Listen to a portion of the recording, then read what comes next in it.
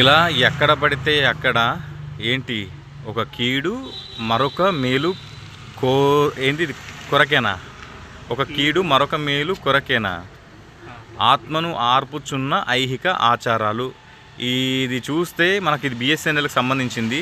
మా ఇంటి దగ్గరనే ఉంటుంది. ఇష్టానికి వచ్చినట్టు పెడతారు, వెళ్ళిపోతారు. అసలు ఇది గవర్నమెంట్ ప్రాపర్టా కాదా అని తెలుసుకోరు. నెంబర్ డైల్ చేయి ఫస్ట్. కాల్ చేయి. అసలు ఏమనుకుంటున్నారు? అసలు ఒక కాముల్ని విడిచిపెట్టరు. ఇలా కాంపులు కనిపిస్తేనేమో ఇవి విద్యుత్ స్తంభాలు కనిపిస్తేనేమో ఏసే దేవుడు అని చెప్పేసి. హలో, ఎవరు? బిఎస్ఎన్ఎల్ దాని మీద మీరు మీ పోస్టర్ పెట్టారండి. ఇక్కడ బిఎస్ఎన్ఎల్ బోర్డు ఉన్నది కదా, అది బాక్స్ బిఎస్ఎన్ఎల్ బాక్స్ ఉన్నది కదా, ఆదర్శ నగర్ మా ఇంటి దగ్గర ఉన్నది. అక్కడ మీరు పోస్టర్ పెట్టారు వెళ్ళిపోయారు. దాన్ని తీశారా అండి? రోజు చూడాలన్నా ఒక కీడు మరొక మేలు కొరకేనా? అదేంటిది? ఎప్పుడండి? ఎప్పుడు ఐడియా లేదు నాకు కూడా. అది ఎందుకు అసలు పెట్టి పోవడమేనా? మీరు ఏంటి అసలు మీది? కనీసం తీసే బాధ్యత లేదా? మేము మాకు డైలీ దర్శించుకోండి కదా, మన దైవానికి సంబంధించిన ఫోటోనా మీ ఫోటోలు? అవును కదా. హలో సార్, ఒక్క నిమిషం అండి, వినండి. ఆత్మను ఆర్పుచున్న ఐహిక ఆచారాల విచారాల. ఏ ఐహిక ఆచారాలు? ఇది వాయిస్ రికార్డింగ్ అవుతుంది కదా, నువ్వు మాట్లాడు. ఐహిక ఆచారాలు అదేంటి అంటే? ఐహిక ఆచారాలు అంటే మా గురించా లేదా ఇస్లాం గురించా? ఐహిక విచారాలు అవి.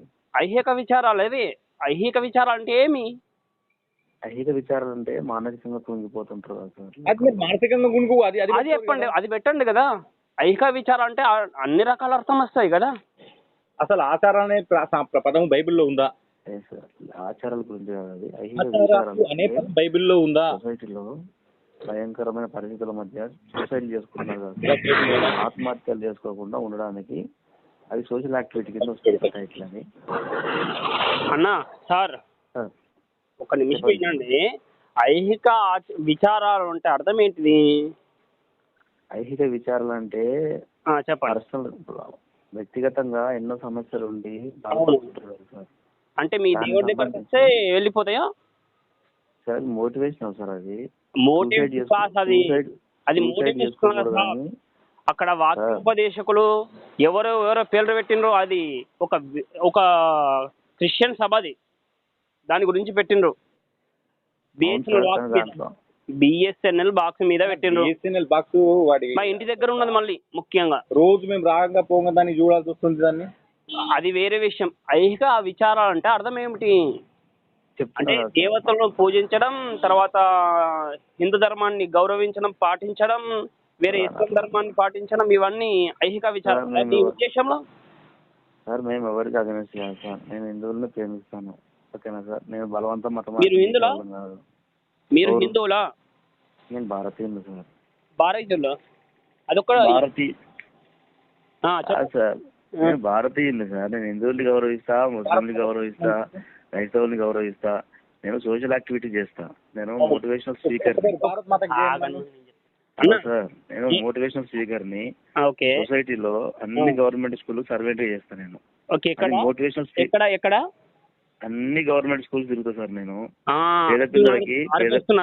అట్లా అనిపిస్తున్నారా? అన్ని గవర్నమెంట్ స్కూల్ కి అది కాదు దాని టైటిల్, అది కాదు. అది ఆత్మహత్యలు చేసుకోకూడదని మోటివేషన్ చేయడానికి టైటిల్ అది. ఓకే, వినండి. ఒకసారి వినండి. యేసు ప్రభు ఫోటో ఎందుకు పెట్టావు? అంత్యకాలపు పిలుపు అంటే చచ్చిపోయేటప్పుడు పిలుపా? అంత్యకాలపు పిలుపు ఏదో ఇక్కడ చివరి వచ్చే పిలుపు అనేది. ఇట్లా ఒక్క నిమిషం అన్న, ఒక్క నిమిషం సార్. మీరు అసలు మీరెవరు? మేము ఒక హిందూ సంస్థ నుంచి ఫోన్ చేస్తున్నాం. Okay sir. ఇప్పుడు ఏమైంది? ఒకటి వినండి. ఇప్పుడు మా ధర్మాన్ని మీరు కించపరుస్తున్నారు కదా, అంతే కదా? మేము ఎవరి ధర్మాన్ని చేయట్లేదు సార్, ఏం సరే, అనట్లేదు. ఇక్కడ ఒక్కటే మాట మీరు మీ సర్టిఫికేట్ లో హిందూ ఉన్నదా, క్రిస్టియన్ ఉన్నదా, ఏదైనా ఉన్నది?